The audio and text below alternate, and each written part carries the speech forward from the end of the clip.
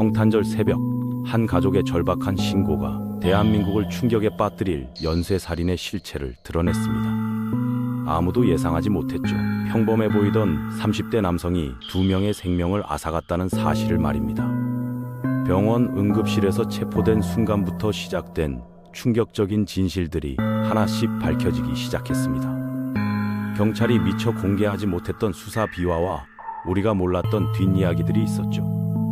지금부터 이기영 체포 이후 벌어진 일들과 한국 사회가 어떻게 변했는지 생생하게 전해드리겠습니다. 2022년 12월 25일 낮 12시 7분 일산 모 병원 응급실 형사 2명이 조용히 들어섰습니다. 침대에 누워 링거를 맞고 있던 이기영은 경찰을 보자 표정 하나 바뀌지 않았죠. 따라오시죠 라는 말에 그는 마치 예상했다는 듯 고개를 끄덕였습니다. 체포 순간의 담담함이 오히려 수사관들을 섬뜩하게 만들었다고 합니다. 한 형사는 나중에 이렇게 증언했죠. 20년 형사 생활 중 가장 소름 돋는 체포였다고 말입니다. 호송차로 향하는 복도에서 벌어진 일은 더욱 기괴했습니다. 이기영이 갑자기 형사에게 물었죠. 오늘 날씨 좋네요. 형사님은 성탄절에도 일하시네요? 두 사람을 죽여놓고 날씨 얘기를 하는 그의 태도에 형사들도 할 말을 잃었습니다. 마치 일상적인 대화를 나누는 것처럼 행동하는 살인범. 이때부터 수사관들은 평범한 범죄자가 아니라는 확신을 갖게 됐죠. 경찰서에 도착한 이기영은 놀라운 요구를 했습니다. 제가 기르던 동물들 밥 좀 챙겨주실 수 있나요? 살인범이 동물 걱정을 한다니 형사들은 어이가 없었죠. 알고 보니 그는 피해자 집에서 진돗개 1마리와 고양이 3마리를 돌보고 있었습니다. 피해자는 죽이고 그 사람이 기르던 동물은 챙긴다? 이 모순적인 행동이 그의 뒤틀린 내면을 보여주는 첫 신호였습니다. 첫 조사가 시작됐을 때 벌어진 일은 더 충격적이었습니다. 이기영은 조사실에 들어서자마자 커피 1잔 주실 수 있을까요? 설탕 2개요? 라고 주문했죠. 형사가 지금 무슨 상황인지 아시냐고 묻자 그는 씩 웃으며 답했습니다. 알죠? 그래서 커피가 필요한 거예요. 긴 이야기가 될 테니까. 이 대답에 조사실 분위기가 얼어붙었다고 합니다.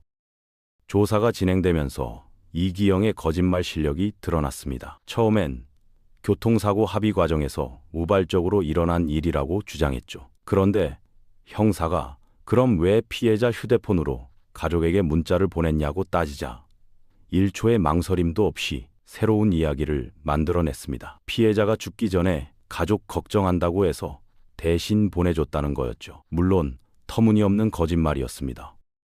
더 놀라운 건 그의 일기장이었습니다. 압수수색 과정에서 발견된 일기장에는 섬뜩한 내용이 빼곡했죠. 오늘도 그녀가 돈 얘기를 했다. 정말 짜증난다. 언제까지 이렇게 살아야 하나. 살해 하루 전 일기에는 이런 구절도 있었습니다. 내일이면 자유다. 드디어 해방이다. 피해자를 족쇄로 표현한 부분도 여러 곳에서 발견됐죠. 수사 중 밝혀진 이기영의 이중 생활은 상상을 초월했습니다. 그는 SNS에 5개의 가짜 계정을 운영하고 있었는데 각각 다른 인물로 활동했죠. 어떤 계정에서는 해외 거주 사업가, 다른 계정에서는 의사, 또 다른 곳에서는 변호사 행세를 했습니다. 각 계정마다 수백 명의 팔로워가 있었고 실제로 그를 믿고 돈을 빌려준 사람도 여럿 있었죠. 형사들이 가장 놀란 순간은 따로 있었습니다. 이기영이 갑자기 제가 1명 더 죽였는데 그건 안 물어보시네요? 라고 말한 거예요. 조사관들이 당황하자 그는 미소를 지으며 농담이에요. 표정들이 재밌네요 라고 했습니다. 살인을 농담거리로 삼는 그의 모습에 베테랑 형사들도 말문이 막혔다고 합니다. 실제로 경찰은 잠시 동안 제3의 피해자 가능성을 조사했습니다. 이기영 주변 실종자를 전수조사했고 그가 거주했던 모든 장소를 뒤졌죠. 다행히 추가 피해자는 없었지만 그 과정에서 발견된 사실들은 충격적이었습니다. 그가 여러 여성들에게 동시에 접근했던 흔적들이 나온 거예요. 만약 체포가 늦었다면 정말로 제3의 피해자가 나왔을 가능성이 높았습니다. 조사 과정에서 이기영은 계속해서 수사관들을 도발했습니다. 형사님들은 제가 왜 이렇게 했는지 절대 이해 못할 거예요. 평범하게 살아온 사람들이니까 라는 식의 발언을 서슴지 않았죠. 한 번은 저 같은 사람이 또 있을 거예요. 어디선가 지금도 계획하고 있겠죠. 라고 말해 조사실 분위기를 싸늘하게 만들기도 했습니다. 거짓말 탐지기 검사 때는 더욱 기이한 일이 벌어졌습니다. 검사관이 피해자를 죽일 의도가 있었습니까? 라고 묻자 이기영은 아니요 라고 답하기 전에 검사관을 빤히 쳐다보며 웃었다고 합니다. 당연히 거짓 반응이 나왔고 그는 이 기계 정확한가요? 라며 되물었죠. 마치 게임을 즐기는 것 같았다고 검사관은 증언했습니다.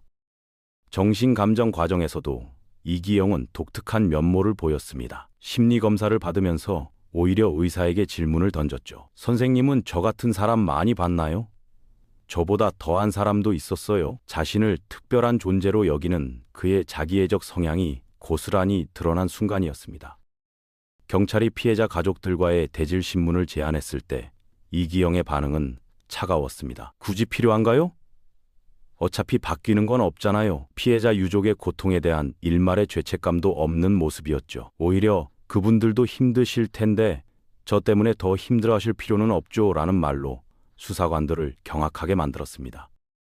수사가 진행되면서 이기영의 돈 관리 패턴도 밝혀졌습니다. 피해자들에게서 빼낸 돈으로 그가 가장 먼저 한 일은 명품 시계 구입이었죠. 4,800만 원짜리 시계를 샀는데 매장 직원은 현금으로 일시불 결제하면서 전혀 망설이지 않았다고 증언했습니다. 죽은 사람의 돈으로 사치품을 사는데 양심의 가책이 전혀 없었던 거예요. 충격적인 사실이 또 있었습니다. 이기영이 체포되기 이틀 전 결혼정보회사에 가입했다는 거예요. 프로필에는 사업가, 연봉 2억, 강남 거주라고 거짓 정보를 기재했죠. 실제로 한 여성과 만남 약속까지 잡혀 있었습니다. 체포되지 않았다면 또 다른 여성을 속였을 거라는 얘기죠. 검찰 송치 당일 포토라인에 선 이기영의 모습은 많은 이들을 분노하게 했습니다. 한 기자가 후회되는 게 있느냐고 묻자 그는 후회라 글쎄요 라고 답했죠. 그리고는 하나 있다면 좀 더 신중했어야 했는데 라는 말을 덧붙였습니다. 반성이 아니라 체포된 것을 아쉬워하는 듯한 뉘앙스였죠. 구속영장 실질심사에서 이기영은 판사 앞에서도 뻔뻔함을 잃지 않았습니다. 혐의를 인정하느냐는 질문에 일부는 인정하지만 과장된 부분이 있다고 답했죠. 두 사람을 죽여놓고도 과장이라는 표현을 쓴 겁니다. 방청석에 있던 유족들이 오열했지만 그는 뒤돌아보지도 않았습니다. 교도소에 수감된 후에도 이기영의 기행은 계속됐습니다. 동료 재소자들에게 자신을 정치인 비리를 폭로하다가 누명을 쓴 언론인이라고 소개했다는 거예요. 심지어 일부 재소자들은 실제로를 믿고 따랐다고 합니다. 교도관들이 진실을 알려줘도 정부가 조작한 거다라며 믿지 않는 사람들도 있었죠.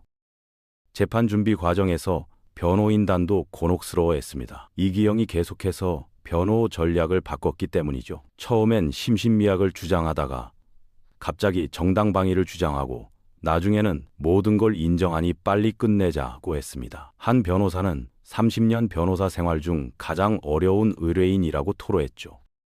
1심 재판이 시작되자 이기영은 또 다른 충격 발언을 했습니다. 최후 진술에서 저는 괴물이 아닙니다. 단지 선택이 잘못됐을 뿐이라고 말한 거예요. 살인을 잘못된 선택 정도로 표현한 그의 인식에 방청객들은 분노했습니다. 한 유족은 저런 인간을 왜 세금으로 먹여 살려야 하냐고 울부짖었죠. 무기징역 선고를 받는 순간에도 이기영은 무표정했습니다. 오히려 판사에게 수고하셨습니다 라고 인사까지 했죠. 법정을 나가면서는 방청석을 향해 손을 흔들기까지 했습니다. 마치 무대 위 배우가 커튼콜을 하는 것 같았다고 한 목격자는 증언했습니다.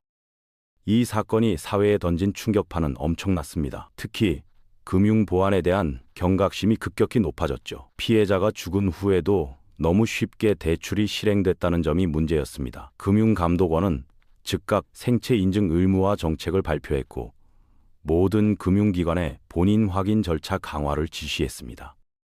비대면 대출 시스템도 전면 개편됐습니다. 이제는 1,000만 원 이상 대출 시 영상통화 인증을 거쳐야 하고 급격한 대출 증가가 감지되면 자동으로 거래가 정지됩니다. 한 은행 관계자는 이기영 사건이 우리나라 금융보안의 전환점이 됐다고 평가했죠. 경찰의 실종자 대응 매뉴얼도 완전히 바뀌었습니다. 기존엔 성인 실종을 단순 가출로 보는 경우가 많았는데 이제는 24시간 내 금융거래 확인을 의무화했죠. 실종 신고 접수 즉시 금융거래 내역을 조회하고 이상 징후가 발견되면 즉각 강력 수사로 전환하는 시스템입니다. 온라인 만남 앱 업계도 자정 노력에 나섰습니다. 대표적인 데이팅 앱들은 안심 만남 서비스를 도입했죠. 첫 만남 시 위치를 자동으로 저장하고 일정 시간 동안 연락이 없으면 긴급 연락처로 알림이 가는 기능입니다. 또한 상대방의 신원 인증을 강화하고 범죄 경력 조회 서비스도 시작했습니다. 정신건강 스크리닝 시스템도 새롭게 구축됐습니다. 이기영처럼 반사회적 인격 장애를 가진 사람들을 조기에 발견하자는 취지였죠. 국민건강보험공단은 정기 건강검진에 정신건강 항목을 추가했고 고위험군으로 분류되면 전문 상담을 받도록 했습니다. 부동산 거래 시스템에도 변화가 생겼습니다. 이기영이 피해자의 집을 무단으로 사용했던 점을 고려해 임대차 계약 시 거주 확인 시스템이 도입됐죠. 집주인이 3개월 이상 확인되지 않으면 자동으로 행정기관에 통보되는 방식입니다.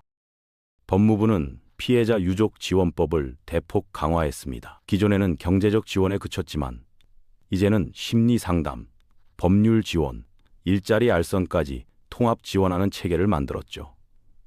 한 유족은 늦었지만 다행이라며 다른 피해자들에게는 도움이 됐으면 한다고 말했습니다.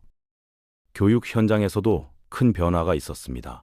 디지털 금융 안전 교육이 정규 교과에 포함됐고 온라인 만남 주의사항도 가르치기 시작했죠. 특히 거짓말 간파하기, 위험 신호 알아차리기 같은 실질적인 내용들이 포함됐습니다. 언론의 보도 방식도 달라졌습니다. 선정적인 보도보다는 예방에 초점을 맞추기 시작했죠. 이런 사람을 조심하라, 이런 상황을 피하라는 식의 실용적 정보 전달에 주력했습니다. 한 언론인은 사건 보도의 패러다임이 바뀐 계기라고 평가했습니다. 시민들의 경각심도 높아졌습니다. 각종 온라인 커뮤니티에는 이기영 사건 이후 조심하게 된 것들이라는 글이 수없이 올라왔죠. 처음 만나는 사람, 집에는 절대 안 간다. 급한 대출 요구는 무조건 의심한다 같은 자구책들이 공유됐습니다.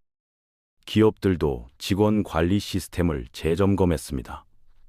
특히 금융업계는 직원들의 정신건강 관리를 강화했고 이상행동 징후를 조기에 포착하는 프로그램을 도입했죠. 한 대기업은 전 직원 대상 사이코패스 검사를 실시하기도 했습니다. 지자체들도 안전대책 마련에 나섰습니다. 서울시는 안심 귀가 서비스를 확대했고 1인 가구 밀집 지역에 CCTV를 대폭 증설했죠. 경기도는 실종 예방 앱을 개발해 무료로 배포했습니다. 가족이나 친구와 위치를 공유하고 위급 시 자동으로 신고되는 기능이 포함됐죠. 법조계에서는 처벌 강화 논의가 활발해졌습니다. 무기징역으로는 부족하다는 여론이 높아지면서 사형제 집행 재개 논의까지 나왔죠. 실제로 국회에서는 흉악범죄 가중처벌법이 발의됐고 피해자가 2명 이상인 살인은 무조건 무기징역 이상을 선고하도록 했습니다. 심리학계도 바빠졌습니다. 한국형 사이코패스 진단 도구 개발이 시작됐고 범죄 심리 연구도 활발해졌죠. 한 교수는 이기영 사건이 한국 범죄 심리학 발전의 계기가 됐다고 말했습니다. 실제로 관련 논문이 쏟아졌고 국제학회에서도 주목받았습니다.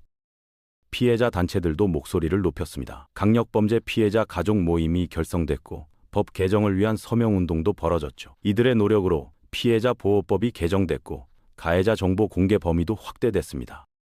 이기영 사건은 단순한 형사 사건을 넘어 한국 사회의 안전 시스템을 재점검하는 계기가 됐습니다. 금융, 부동산, 교육, 복지 등 모든 분야에서 변화가 일어났죠.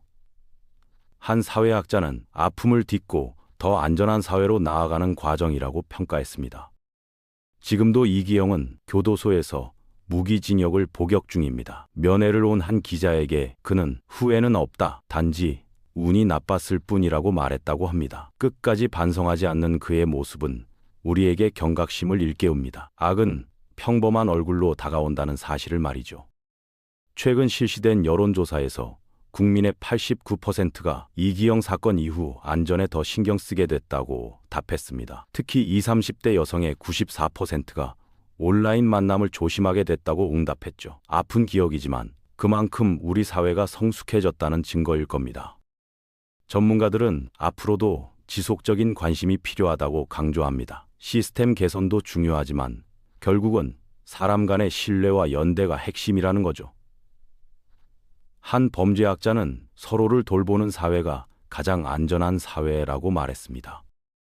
이기영 사건이 우리에게 남긴 교훈은 명확합니다. 언제 어디서든 조심해야 하고 이상한 징후를 발견하면 즉시 신고해야 한다는 것, 그리고 무엇보다 우리 모두가 서로의 안전을 책임져야 한다는 사실입니다. 비극을 딛고 더 나은 사회로 나아가는 것, 그것이 진정한 정의 구현일 겁니다.